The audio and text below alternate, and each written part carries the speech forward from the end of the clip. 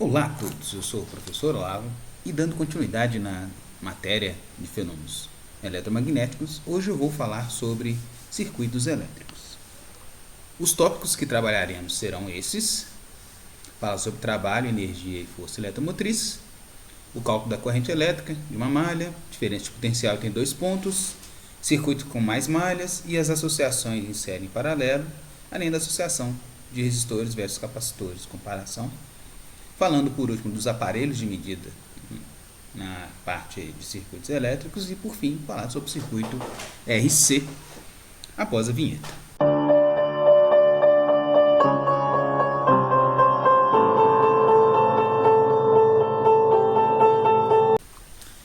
Bem, iniciando aqui, eu falo sobre trabalho, energia e força eletromotriz. Então a gente inicialmente já definiu no nosso circuito elétrico a fonte. A gente chamou ela de bateria, falou sobre diferença de potencial. Então normalmente a gente usou aqui duas linhas, uma linha maior e uma linha menor e mais grossa, falando sobre um potencial pequeno e outro maior, uma diferença de potencial aqui. Então uma representação que a gente tem para a fonte é essa daqui. Outro elemento que a gente já falou foi sobre o circuito, sobre o resistência, né, que é representado por essa linha quebrada aí, né? E no caso aqui eu quero falar agora, sobre o que vem a ser essa força eletromotriz aqui, né? Então um circuito elétrico simples no qual uma fonte de força eletromotriz realiza trabalho sobre os portadores de carga e mantém uma corrente elétrica aí nesse resistor aqui. Então nessa posição aqui, ó, como eu falei que eu posso ter uma bateria, uma diferença de potencial, vários objetos. Essa grandeza aqui, esse objeto aqui, o provedor de corrente para um circuito, eu vou chamar de, a partir de agora a gente chama de força eletromotriz.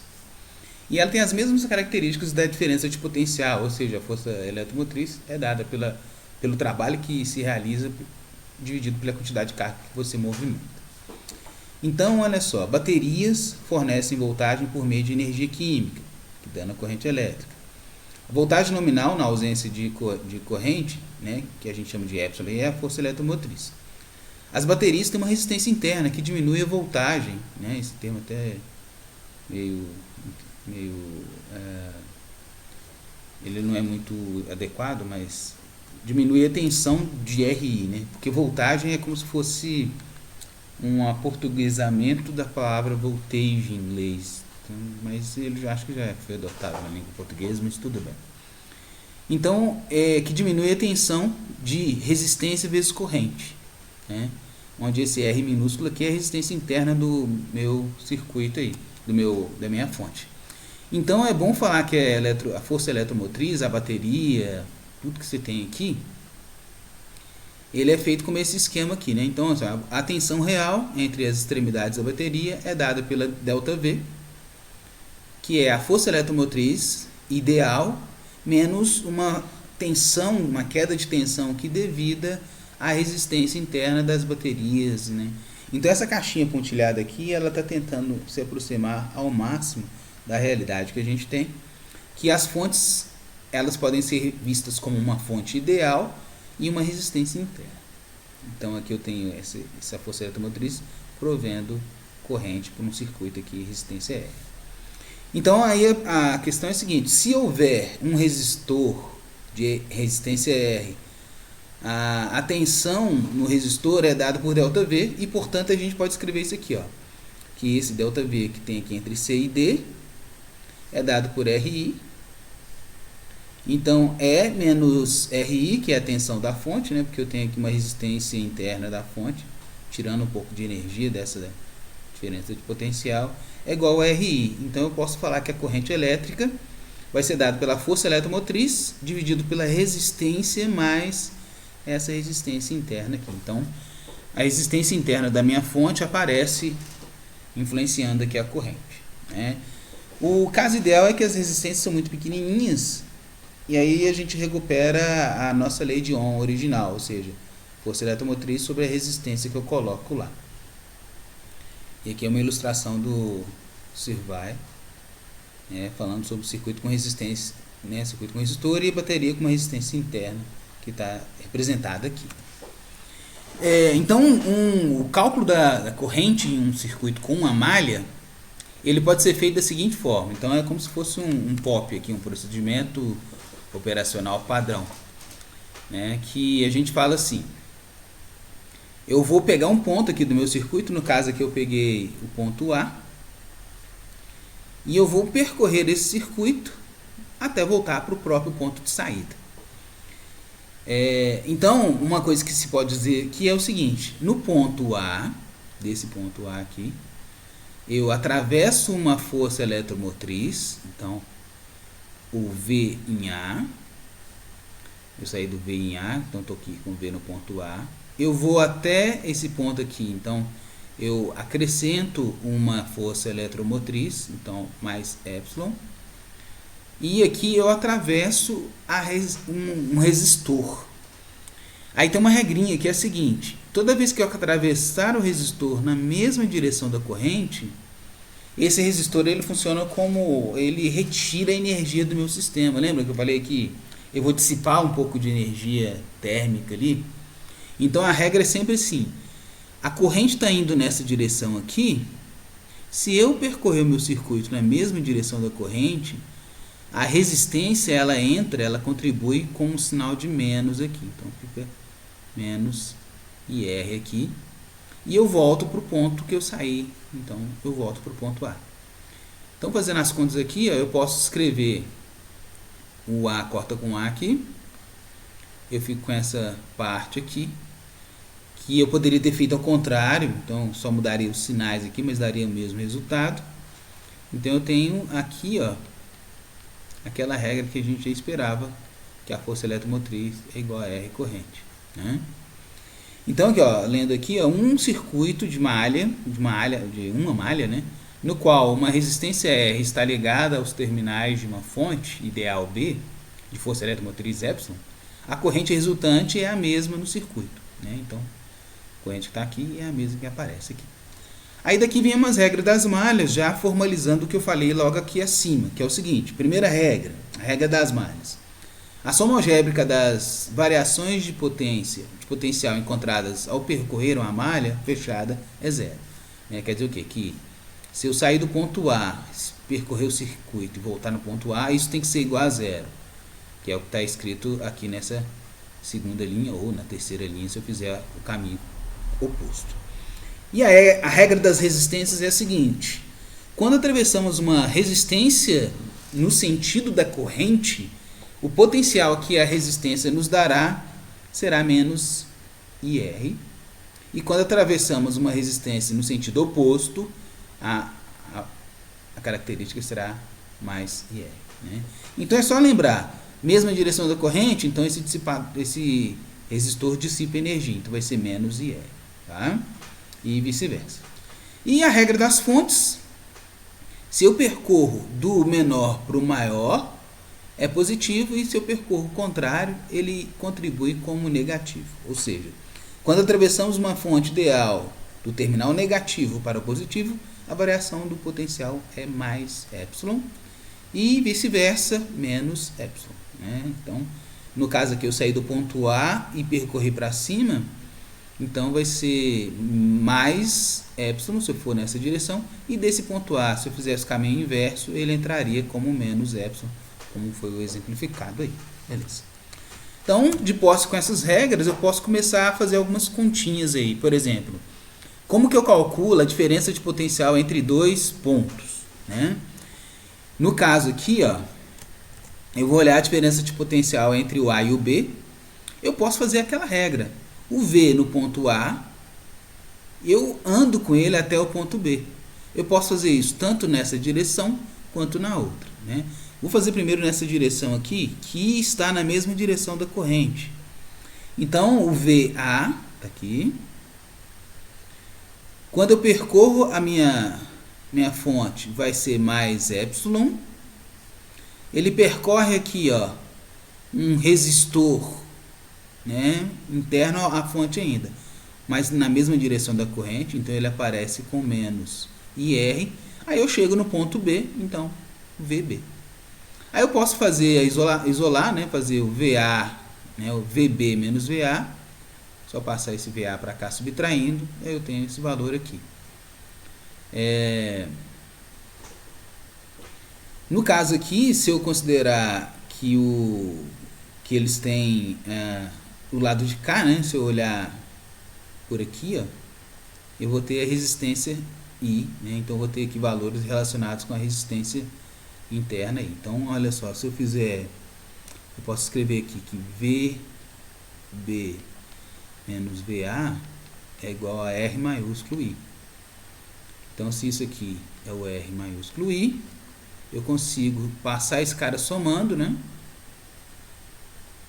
Então, eu fico com R mais R I, eu consigo isolar o I chegando nessa conta aqui, né? Desde que eu faça esse valor aqui, que é exatamente o passo que ele né? Então, isso aqui eu posso falar que um V menos o outro, eu posso percorrer por aqui também, ó. Aí eu acho o meu RI que eu escrevi aqui. Bem, aí fazendo as contas aqui mais apuradamente, eu posso substituir a minha resistência, a minha correntezinha que está aqui, né? Deixa eu limpar o desenho. Essa correntezinha que aparece aqui, já que ela tem essa forma, aqui eu substituo ela aqui e acho uma outra expressão para VB menos VA também, que é dado por isso aqui. Bem, então, lendo aqui as ilustrações, existe uma diferença potencial entre os pontos A e B, que são os terminais de uma fonte.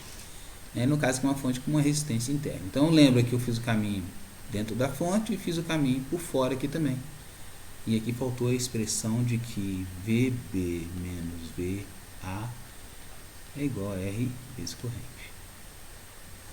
Quando eu passo pelo outro caminho aqui. E uma curiosidade importantíssima aqui é o símbolo de aterramento, né? Então, assim, o aterramento é simbolizado por esse desenho aqui, né? Que é um traço com traços menores aqui, às vezes até tem um pinguinho aqui, né? Então é comum encontrar até com esse pingo. E ele significa o seguinte: o aterramento elétrico ele funciona da seguinte forma. Ele funciona como uma fonte de carga elétrica, né? Na obra é como se isso aqui estivesse ligado à terra, por isso que chama de aterramento. Ele é ligado ao solo mesmo, e ele funciona da seguinte forma: ele serve para zerar o potencial no ponto que está aterrado. Se aqui tiver um excesso de carga, ele vai lá e de carga positiva, ele fornece carga negativa. Se tiver um excesso de carga negativa, ele fornece carga positiva. E em termos de circuito, significa o seguinte: se temos esse símbolo aqui, significa que o V toda essa região aqui, ó, todo esse V aqui, qualquer lugar que eu pegar aqui, né, qualquer ponto que eu colocar aqui, eu vou ter um V nulo nesse ponto. Então, lembra que a gente sempre está falando sobre diferença de potencial? Bem, nesse momento aqui, ó, eu consigo falar qual é o potencial nesse ponto aqui. Nesse ponto aqui, o potencial é zero. Aí eu consigo falar, por exemplo, quanto que é o VB nesse caso aqui, ó. Eu consigo falar o valor certo de VB, né, que está relacionado, por exemplo, o V nesse ponto aqui, ó, é de 12 volts, porque eu saí do zero, somei 12. Nesse ponto aqui vai ser quanto? Vai ser a corrente vezes essa vai ser 12 menos RI. Então o V nesse ponto aqui eu sei exatamente, ó, né, porque tinha 12 aqui. Se eu souber a corrente, bem, não tem desenhado a corrente, tem que fazer as continhas, mas o V nesse ponto aqui, como aqui embaixo é zero, eu consigo saber. Mesma coisa desse ponto aqui. Quanto que é esse ponto aqui? Eu posso fazer esse caminho por aqui, ou eu posso subir pelo lado de cá. Aqui o V é zero, e aqui vai ser menos R vezes corrente, né? Mais R vezes corrente, né? Porque se eu percorrer para cima aqui, quer dizer o quê? Que eu estou indo contrária à corrente elétrica aqui. Então aqui vai entrar somando esse RI aqui. Então o V aqui em cima vai ser esse Rzão aí corrente, né? Ou o V aqui em cima vai ser o epsilon menos o Rzinho corrente, e assim por diante. Mesma coisa se eu isolar o ponto mais alto lá, quer dizer que qualquer lugar que eu pegar aqui, meu potencial é zero, né? E então eu consigo achar os valores absolutos das tensões nesses lugares aqui embaixo, ou em lugares intermediários aqui no caso, né?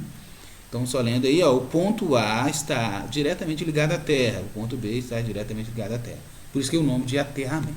Bem, mais um elemento, mais uma característica importante para a gente calcular aí circuitos com mais malhas é a regra do nó, que eu até já falei, né? Então a gente tem aqui a soma das correntes e um nó deve ser igual às que saem, as que entram igual às que saem, assim por diante. A gente já falou sobre isso. Tem a ver com conservação da corrente. Então, por exemplo, aqui nessa ilustração, eu tenho a corrente 1 para baixo, então a corrente 1 está assim. Aqui a corrente 1. E a corrente 2 está assim. Aqui a corrente 2. E descendo aqui está a corrente 3. Então, nesse nó aqui, o que a gente tem? Corrente 2 chegando. E essa corrente 2, parte dela desce, virando a corrente 3, parte dela atravessa, virando a corrente 1. Então, eu fico com o quê? Que a corrente 2 é a soma da corrente 1 com a corrente 3. Olhando esse nó aqui. Eu poderia também olhar esse nó de baixo. Olha só o que eu tenho nesse nó de baixo. Nesse nó de baixo está chegando a corrente 3 e chegando aqui, ó, a corrente 1. E saindo dela a corrente 2. Então, se eu olhar por esse nó, eu chego na mesma coisa, que a corrente 2 é feita da soma da corrente 1 com a corrente 3. Né? Então, essa é a regra do nó. Nenhum nó você não pode ter todas as correntes saindo e nem todas as correntes chegando. Você sempre vai ter uma quantidade de correntes chegando e outras saindo, obedecendo, criando uma regra de soma aí. E aí a gente usa as regras do que a gente já sabe antes. Por exemplo, aqui, ó, percorrendo a malha da esquerda no sentido horário, a partir do ponto B temos. Então, essa malha aqui, eu vou percorrer ela no sentido anti-horário. Eu tenho a fonte somada, né? Então, eu tenho ganho de fonte, corrente na mesma direção da resistência. Então, vai ficar menos R1 e 1, igual está aqui, né? Chego aqui, eu vou percorrer a corrente para cima, vou percorrer para cima e a corrente está para baixo. Então, vai mais I3, R3. Então, isso me cria uma equação. Aí, eu posso percorrer a malha da esquerda, ó, percorrendo a malha da direita, aliás, no sentido anti-horário, partindo do B, temos. Aí, a mesma coisa, ele vai fazer isso aqui, né? A partir do B, então aqui, ó, mesma direção da corrente, menos RI. Mesma direção da corrente, menos RI. E aqui, olha só que interessante, eu percorri o circuito no sentido contrário da fonte, então menos fonte. Eu tenho no fundo 3 incógnitas, né? Porque eu não sei qual é a corrente 1, nem a corrente 2, nem a corrente 3. E eu preciso de 3 equações. Então aqui tem uma. Aqui é a segunda e essa daqui vai ser a minha terceira ou até a primeira equação, né? Aí você pode falar, Olavo, mas eu posso sair daqui, percorrer o lado de fora e chegar aqui. Não seria uma quarta equação? Sim, seria uma quarta equação, mas cuidado, porque quando você estiver resolvendo exercícios, vocês vão perceber que uma dessas equações é LI da outra. Quer dizer o quê? Que se você trabalhar com as equações somente nesse circuito, sem olhar a conservação da carga, você vai ter sim 3 equações, mas 2 equações são linearmente dependentes uma da outra. Quer dizer que uma equação é feita da soma das outras duas, né? Então você basta recolher 2 equações que não são iguais do circuito e usar como terceira equação o circuito lá em cima. Isso no caso se você tiver 3 correntes, porque se você tiver mais uma malha, você vai ter mais uma corrente. Então, aí você vai precisar de 4 equações LI, porque serão 4 incógnitas e assim por diante. Aí, lendo aí, ó, com um circuito com mais de uma malha, formando 3 ramos, no caso aqui, o ramo da esquerda, BAD, o ramo da direita, BCD, e o ramo central, BD, né? Então, você tem 3 correntes aí, né? O circuito também terá 3 malhas. contém 3 malhas. A malha da esquerda, aí ele até falou aqui, ó, que é BAD, cadê? BADBD, o BCDB e o ramo de fora aqui, ó, que ele falou que é o BADCB, que é o de fora que eu falei aqui. Mas já alertei que esses três ramos criam 3 equações e uma delas é LI com as outras. Então é sempre plausível usar também essa equação aqui, a de soma dos nós, né? Se tivermos aplicado a regra das malhas, a externa teria obtido, percorrendo a malha no sentido horário, a seguinte equação. Então olha só, essa equação terceira aqui, ó, se você olhar ela é parecida com a soma, isso mesmo. Ela é feita da soma dessas duas equações. Se eu somar essa equação com essa, esse cara corta com esse, então fica o E1, esse cara, aqui ó, menos I2R2, está aqui, e menos E2. Então nota que essa equação terceira minha aqui, ó, ela é a soma das outras duas. Então acaba que essa terceira equação vai ajudar a resolver esse problema, né? Ela é, na verdade, uma segunda equação escrita de outra forma. Bem, então fazendo aí um apanhado, uma recapitulação, né, de tudo que a gente viu sobre as leis chamadas de lei de Kirchhoff, a gente tem o seguinte: a primeira lei que a gente tem que ter atenção é a lei dos nós. Da lei dos nós, a soma das correntes em um nó é igual à corrente que sai do nó. Então a gente fala sobre conservação, né? Tipo, se eu somar todas as correntes tem que dar 0. Quer dizer o quê? Se eu fizer I1 mais I2 mais I3, lá no nosso caso tem que dar 0. Aí no nosso caso lá, isso aqui, uma das correntes tem que ser negativa em relação às outras e assim por diante. E outra coisa que pode criar dúvida, né? Foi assim, o professor fez com as correntes descendo. Eu fiz essas duas descendo e essa subindo. Só que o professor fez essa A1 descendo, A3 descendo e A2 subindo. Só que eu fiz diferente, eu fiz com A1 subindo, A3 descendo e A1 e A2 subindo. Pode? Será que dá certo? Primeira coisa, a gente testa o nó. Se tiver satisfeito a condição do nó, vamos ver. Se ele fez aqui, ao invés de fazer aqui, fez esse aqui para cima, e o resto igual, vamos ver se pode. Pode, né? O que vai acontecer aqui, ó? Nesse nó eu vou ter a corrente 2 chegando, a corrente 1 chegando e a 3 descendo. Então a verdade é sim, pode ser sim, porque ele obedeceu a regra do nó. Aí o que acontece então nesse tipo de resolução? Se o estudante resolver por esse método, ele tem que achar as mesmas coisas que eu. A diferença vai ser o quê?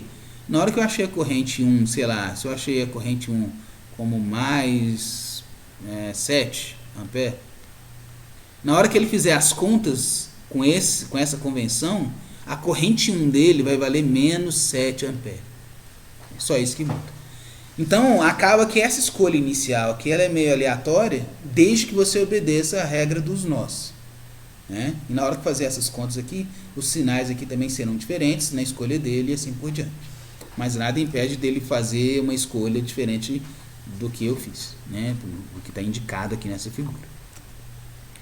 Então, aí ele tem que obedecer a lei das malhas. O que é a lei das malhas? A soma dos potenciais em uma malha fechada dá 0, que a gente já exemplificou antes. Então, se somar e voltar no mesmo ponto, dá 0.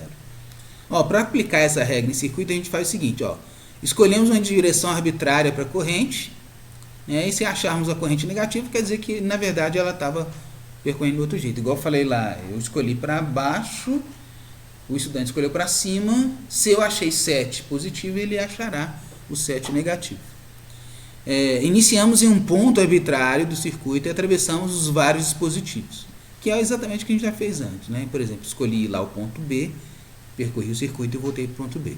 Aí vem as transições de negativo para positivo aqui, por exemplo, aqui no exemplo imediato a gente falou de capacitor, Mas a regra também serve para o capacitor. Se o capacitor for percorrido na mesma direção da corrente, ele aparece com menos Q sobre C. E se ele for na direção inversa da corrente, mais Q sobre C. Da mesma forma que o resistor. Se o resistor for percorrido na mesma direção da corrente, menos RI. E na direção oposta à corrente, mais RI. Bem, isso é uma apanhada. O passo seguinte é fazer isso com vários resistores, né? Então, no caso aqui a gente vai fazer a associação de resistores. É bem mais simples, né? A gente pensa aqui o seguinte, né? Fazendo a associação.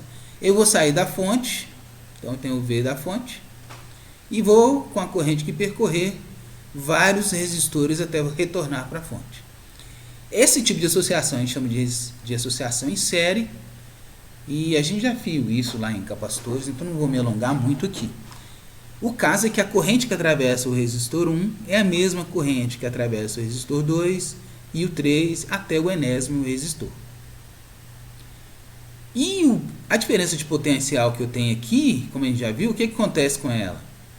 Ela é a diferença de potencial entre esses dois pontos. Só que um pedaço dela vai estar aqui, eu vou ter um V2 aqui, eu vou ter um V1 aqui, V1 aqui, e assim por diante. Se eu tivesse um terceiro resistor, um V3, e o V da fonte, esse V total, que é a energia que eu tenho aqui embaixo, ela é dada o quê? Pelo V1 mais V2 mais até o Vn. E como a corrente é igual, então o V1 vale quanto? R1 e essa corrente igual, o V2, R2 é a corrente igual e assim por diante. Então, o V da fonte é feito por R1 mais R2 mais R3 até o último R vezes a resistência comum. E aí a gente tem a resistência equivalente. Então, a associação de capacitores, de resistores em série, me dá como resposta a soma direta das resistências. Aí tem até o texto aí falando quando a diferença de potencial V é aplicada a resistências ligadas em série, a corrente é a mesma e em todas as resistências, e a soma das diferenças de potencial das resistências é igual à diferença de potencial aplicada. Então eu tenho que somar as diferenças potenciais para ter a fonte. Aí ele fala aí, resistências ligadas em série podem ser substituídas por uma resistência equivalente percorrida pela corrente I com a mesma diferença de potencial total.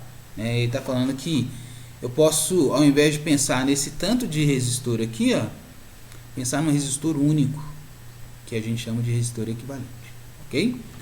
Aí a mesma regra para associação em paralelo. Então, da mesma forma, diferença de potencial que eu tenho nesse ponto aqui, é a mesma que eu tenho aqui e aqui, até a minha meu enésimo resistor. E a corrente, olha só o que acontece com a corrente. A corrente chega aqui, a corrente original da fonte, um pedaço dela passa direto e outro vem, passa direto e outro vem, etc. Então aqui o que vai acontecer é que as correntes serão quebradas em várias correntes menores. E as diferenças de potencial, ou seja, a corrente 1, o que vale a corrente 1? É o V sobre a resistência 1. E a corrente 2? O V, que é o mesmo V para todo mundo, resistência 2. Então eu posso escrever as correntes como a soma dessas grandezas aqui. Então o V da fonte sobre um R1, V sobre R2, V sobre R3 até o último V, somados, me darão o V sobre a resistência equivalente. Como esses V's aqui são iguais, a gente corta e a gente tem aquela regra parecida lá com capacitores, só que invertido, né? Lá em paralelo era a soma direta das capacitâncias. Aqui em paralelo é soma do inverso das capacitâncias. Então, lendo o texto, coloquei aí, quando uma diferença de potencial é aplicada ligadas em paralelos, todas as resistências são submetidas à mesma resistência, à mesma diferença de potencial. Resistências ligadas em paralelos podem ser substituídas por uma equivalente, com a mesma diferença de potencial V e a mesma corrente I.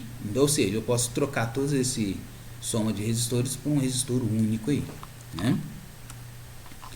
Então fica aí uma comparação, a gente faz um paralelo, só lembrar lá. Como é que a gente descobriu aqui os resistores? Os resistores, eles são assim, em série, soma direta, em paralelo, soma invertida. Enquanto que os capacitores, em série, soma dos invertidos, em paralelo, soma direta. Né?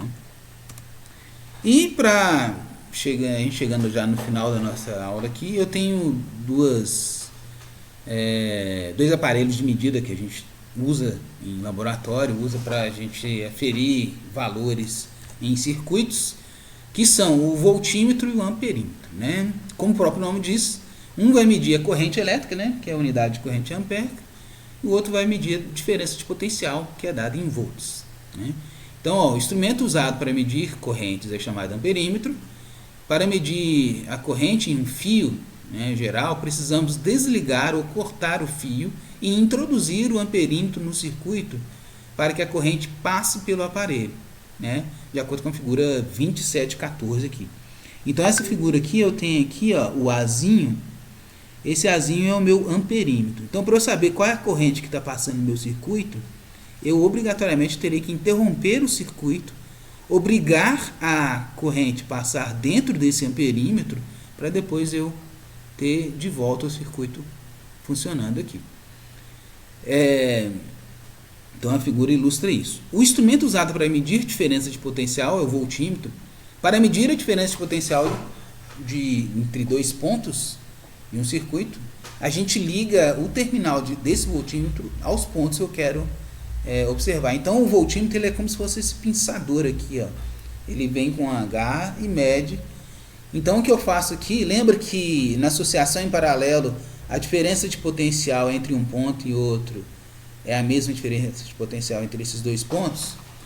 Então isso eu uso no voltímetro. Para eu medir o voltímetro eu tenho que pinçar ele aqui e fazer uma associação em paralelo do aparelho com o ponto que eu quero medir. Então o voltímetro ele é ligado em paralelo aqui com o ponto que eu quero medir. Aí eu consigo saber qual é a diferença de potencial entre esse ponto e esse, e aqui entre esse ponto e esse.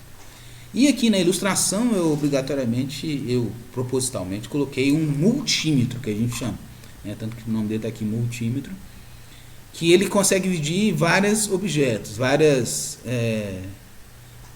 irá medida de várias grandezas físicas. No caso aqui, você sempre vai ter duas entradas, uma entrada que a gente chama de comum, né? Então você vai colocar um pino sempre nesse comum, e o outro pino você vai colocar na estação que você precisa medir. Por exemplo, se eu colocar esse cara aqui, esse multímetro, na estação tensão, diferença de potencial, o multímetro então ele será um voltímetro.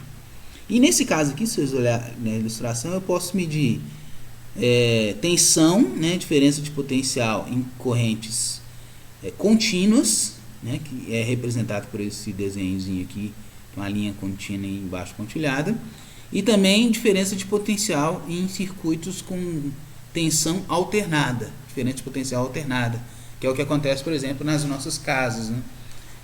Lá tem dois pinos, mas os pinos positivo e negativo ficam alternando.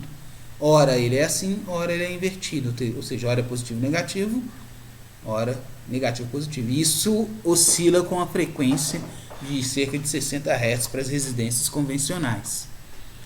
Quer dizer o quê? Que ele está mudando de positivo para negativo 60 vezes em um segundo, que é uma corrente alternada. Já a pilha, não, a pilha ela tem fixa ali, a bateria também, ela tem fixa qual é o positivo e o negativo dela. Então na bateria você usaria, por exemplo, medir a diferença de potencial de uma bateria, você usaria o multímetro na versão voltímetro e localizaria esse mostrador aqui central, você giraria ele para uma direção como essa, por exemplo, né, indicando que você vai medir aqui. O multímetro também tem a opção de medir corrente, e você pode medir corrente contínua e também correntes alternadas. Nesse caso aqui, ó, ele pode medir também resistência, né? Tem aqui um símbolo do ohm, então você consegue medir resistência também. E é sempre assim, comum, um no comum, e o outro aqui, se for medir tensão, né? Nota que está em volts, e aqui se você for medir corrente, nota que aqui está em ampere, ok? E para finalizar, eu vou falar de uma primeira combinação que a gente tem aqui, que é o chamado circuito RC. É o circuito que eu coloco em série uma resistência e uma capacitância, um capacitor, né? É o circuito RC.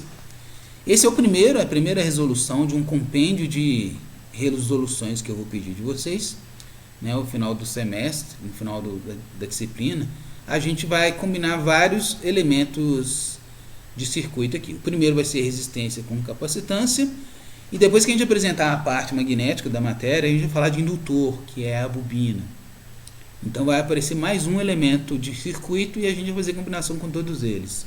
A gente vai fazer um circuito resistência com capacitância, resistência com indutor, capacitância com indutor e o circuito RLC, que é muito útil aí, né, para treino dos poderes matemáticos que vocês têm.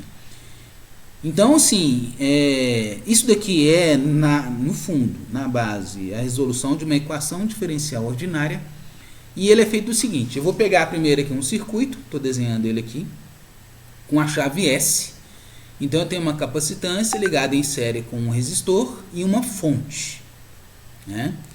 Então, essa fonte aqui, o primeiro passo que eu vou fazer é ligar a chave no ponto A. Quando eu ligo a chave em A, que é fazer isso aqui, ó, liguei a chave aqui, essa fonte vai alimentar o meu circuito com uma corrente, essa corrente vai atravessar o resistor, atravessar o capacitor e voltar para a fonte. Então, se eu fizer a regra das malhas, que a gente já fez lá, por exemplo, se eu sair desse ponto aqui, ó, o que eu vou fazer? Eu vou percorrer a fonte, vou percorrer a corrente na mesma direção, o resistor na mesma direção da corrente, então menos RI, e vou percorrer o capacitor na mesma direção da corrente, então menos a energia dissipada no capacitor, que é Q sobre C, e eu retorno para o mesmo ponto que eu estou aqui. Então, eu caio nessa equação,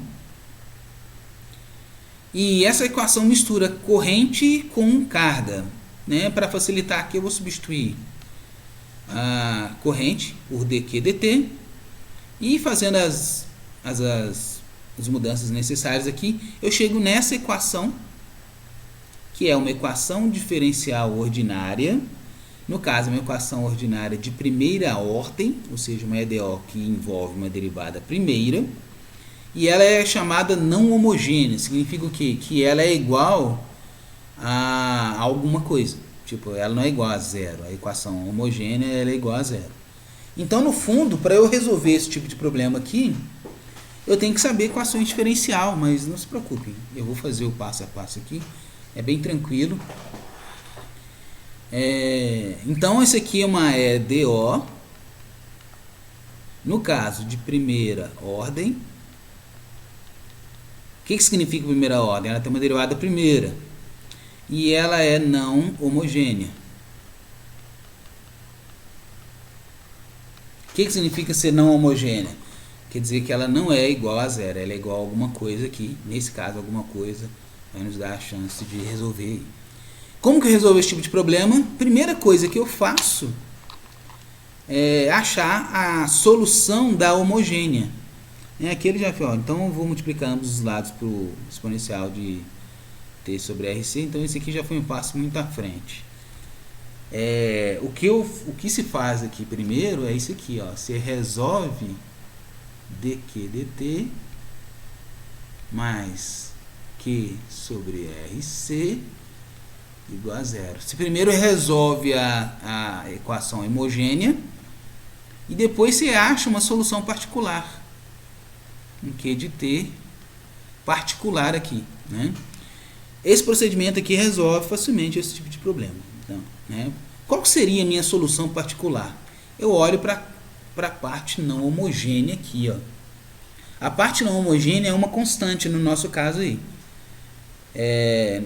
Se você pensar bem, uma função constante ela é um polinômio em que de grau zero, né? Que o polinômio de grau 1, né? Tipo, o que é um polinômio? Tipo, y em função de x. Um polinômio é isso aqui, ó, a, x, aliás, Um polinômio é uma coisa assim, ó. A mais bx mais cx quadrado mais dx ao cubo e assim por diante, mais x à quarta e assim por diante. Então, polinômio é qualquer função, equação que envolva potências do x. E esse cara aqui, que é uma constante, ele é um polinômio, só que de grau zero. Então, o que essa função está me falando? Que eu peguei alguém, derivei esse alguém, somei com ele, tá vendo? Ok, estou tentando achar quem é a minha solução especial do que. Eu derivei esse alguém, somei com ele mesmo e deu uma constante. Então, quem que eu posso fazer isso? Polinômios. Então, a minha solução especial, eu vou falar que ela é uma constante t mais b, né? Por que você usou isso? É porque eu fiz derivada primeira e deu uma constante, talvez, né? Vamos supor que a parte de x aqui apareça aqui. Então, eu estou chutando que minha carga, uma solução especial aqui é essa. Então, eu vou ter uma solução daqui e uma solução daqui. E o que a gente faz normalmente é o seguinte: para eu achar a solução geral, eu somo a solução, aqui eu vou chamar de solução especial, e aqui uma solução, o QH, eu vou chamar que é uma solução da minha homogênea. Então, para eu achar a solução geral desse problema aqui, eu somo a solução especial que eu achei e a solução da minha homogênea, ok? Resolvendo a minha homogênea, eu caio nessa situação aqui, ó. Eu caio nessa situação aqui. Eu posso escrever isso aqui, né, da seguinte forma. Então, ó, dq sobre dt, isso aqui passa para depois do sinal de igual, fica negativo. Então, dq dt igual a menos q sobre rc. Então, uma coisa que eu posso fazer aqui é dq sobre q igual a dt sobre rc. Tem um sinal negativo aqui. Integro ambos lados, né? Tem um sinal negativo aqui. E eu acho que uma solução especial que eu tenho aí, ó, ela é do tipo a exponencial de menos t sobre rc, né? O que eu fiz aqui foi integrar aqui dt, vira t sobre rc, e integral de dq sobre q, né, da ln, né? Então isso aqui é o passo intermediário disso aqui, ó. Eu achei que foi um ln de q igual a menos t sobre rc mais uma constante, né? Porque são integrais não definidas. Então eu tenho que ter uma constante aqui para salvar. Quando eu faço exponencial disso aqui, isso aqui é da exponencial do primeiro, que está aqui, e vezes mais um exponencial de constante, né? Então dá tipo que meu Qzão aí, ó, é exponencial de menos t sobre rc mais constante. Só que exponencial da soma é o que? É multiplicação das exponenciais. Então eu vou ter aqui uma exponencial da constante. Exponencial de constante eu estou chamando de uma outra constante aqui, que é o a. Então eu fico com essa solução especial aí, ó, que é q igual a exponencial de menos t sobre rc. E a minha solução especial é o que? É pegar aquela solução que eu tinha sugerido, né? A, t mais b, e rodar ela aqui, ó. Então eu preciso também saber o que é meu dq dt. Esse aqui é o próprio a. E o que eu vou fazer aqui é substituir essas duas equações aqui. Então, dq dt é o meu a, mais o q, que está aqui, sobre rc. Então, eu tenho at sobre rc mais b sobre rc, né, igual ao meu epsilon sobre r. Aí, como esse lado de cá, daqui, ó, tem que ser igual ao outro lado, nota que esse lado aqui não tem nenhuma função, não tem nenhum valor multiplicado pelo tempo. O que me obriga a ter essa grandeza aqui igual a zero. Ó, isso aqui tem que ser zero. Então, isso me implica no quê? Que meu A é igual a zero. Sobrando o que, então? Sobrou isso aqui, ó, que o meu B, esse B aqui, ó, já que isso aqui é zero, ele é igual a quem?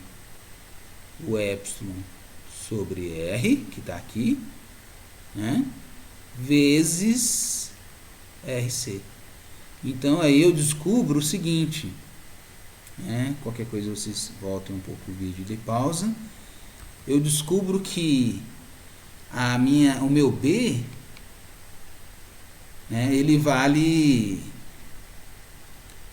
epsilon C, né, porque o R corta em cima e embaixo. Então eu fico com isso aqui, ó.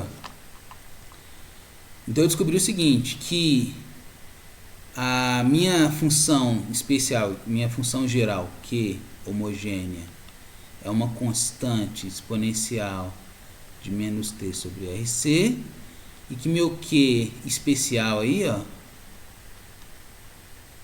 ele é igual a um epsilon C. E a minha solução geral é a soma disso tudo. Então a minha solução geral aí, ó, que é, até já está escrito aqui embaixo, vou colocar junto. A solução geral em função do tempo aqui do Q, fazendo aqui, vai ser epsilon C mais A exponencial de menos T sobre RC. Achei essa solução geral aqui. Mas uma coisa interessante é o seguinte, quando o meu tempo for zero aqui, lembra? O zero é quando? É quando eu acabei de ligar essa chave aqui, ó. Então, no T igual a zero, o que eu tenho? Qual que é a carga que eu tenho aqui no capacitor ou no meu circuito? Eu não tenho carga nenhuma. Então, uma condição que eu tenho aqui é essa daqui, ó. Ah, ele até fez aqui, ó. Quando meu tempo for zero, a minha carga também é zero.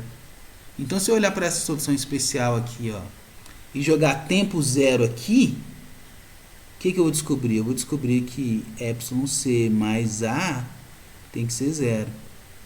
Aí eu descubro o meu A aí, ó. Então eu fico com a solução Q em função de T como sendo epsilon 0C menos epsilon 0C exponencial de menos T sobre RC.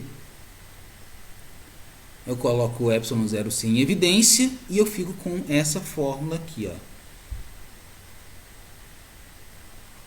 E essa fórmula é a solução para o caso que a gente chama de carregamento do capacitor. Então a equação que carrega o capacitor é essa daqui. Olha só que interessante. Quando o tempo for zero, a carga do capacitor é zero, e à medida que o tempo vai passando, esse cara aqui vai chegando, ele vai tendo um valor aqui, de forma que quando o t for infinito, isso aqui dá zero, e eu fico com uma carga de epsilon C. Então achei a carga, aí para eu achar a corrente basta derivar a carga. Então derivando a carga aqui, ó, esse termo constante que cai, vira zero, e cai um RC, 1 sobre RC vezes esse cara aqui, chegando nessa grandeza aí, ok? Esse foi o caso de carregamento do capacitor. Aqui ele fez de uma maneira um pouco diferente, ele no fundo, ele já sabia a solução da homogênea, e aqui ele fez o seguinte, multiplicou a exponencial que aparece na solução da homogênea nessas duas grandezas aqui. Então ele fez aqui, ó, dq dt, exponencial de todo mundo. E reconheceu aqui, ó, olha só, dq dt exponencial mais uma constante exponencial. Ele viu que isso daqui é como se fosse a derivada da exponencial. Então, no fundo, ele pegou o termo que aparece aqui e fez uma exponencial para esse termo que aparece aqui, ó, 1 sobre isso, e enxergou como se fosse o coeficiente, a constante que cai na derivada de uma exponencial. E essa exponencial é esse cara aqui, né, que é o termo que ele usou de multiplicação aí.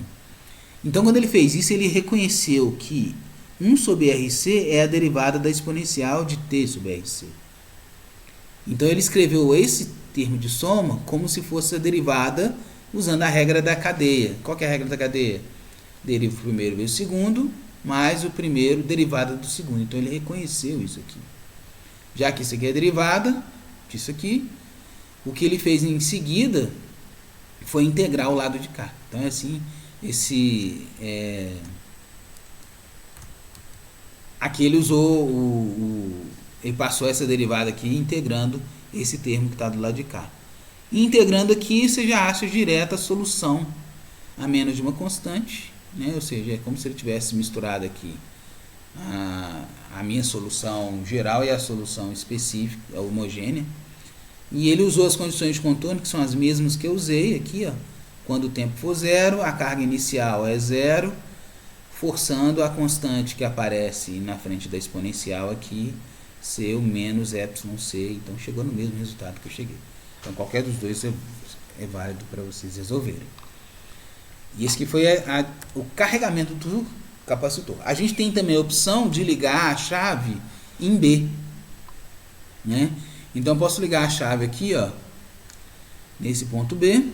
Aí eu já parto do equilíbrio, né? Eu penso assim, o capacitor está cheio, né? Está carregado, né? Eu coloquei na fonte aqui um tempo bastante para o capacitor ficar totalmente carregado. E eu ligo aqui em C, então a corrente vai passando aqui e perdendo energia cada vez que passa no resistor, né? Lembra que o resistor tem aquela função de dissipar energia. Então, toda vez que o capacitor, a corrente passar ali no resistor, eu tenho uma queda, né, uma descarga do capacitor. Então, ligar ele em B, deixar só R e o C aqui, provoca essa descarga do capacitor. Então, a gente usa a lei das malhas de novo. Então, o que eu tenho aqui? Eu saio desse ponto, por exemplo, vou percorrer a corrente, a carga, a resistência na mesma direção da corrente, então entra com menos RI, percorro o capacitor na mesma direção da corrente, entra com menos Q sobre C, e eu tenho aqui uma equação diferencial ordinária. Então, eu tenho aqui uma EDO, ela é de primeira ordem, e a parte boa é que ela é agora o que? Homogênea, né? Então, Hzinho aqui, homogênea. E esse tipo de equação é fácil de a gente resolver. Eu já até resolvi no slide anterior, né? Para quem, só para ficar escrito aqui, né? Limpar. Então, eu faço o que? Eu passo esse termo para lá.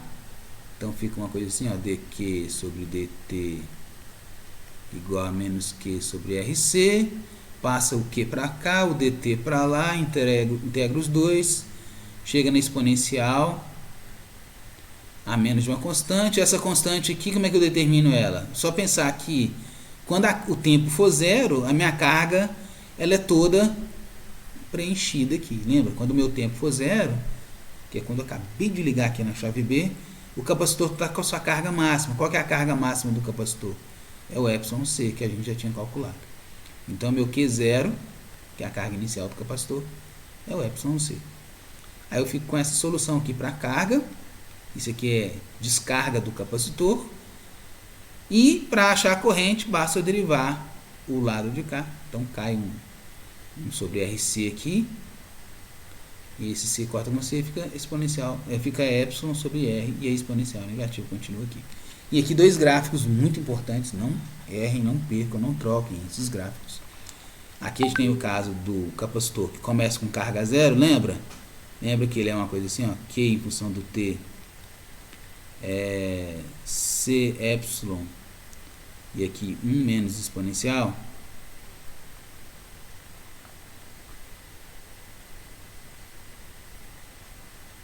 Então, olha só o gráfico disso. Quando o tempo for zero, isso aqui dá 1 menos 1, 0, começa no zero. E à medida que o tempo vai passando, eu vou pegando esse CE, né, e vou diminuindo o número cada vez menor dele, então ele vai ficando cada vez aqui, até que quando eu vou lá para o infinito, esse cara aqui dá zero, fica só o CE. Então, a assintótica dele aqui é o CE. E esse daqui é o gráfico que está logo aqui em cima, né, que é a carga do tempo de carregamento.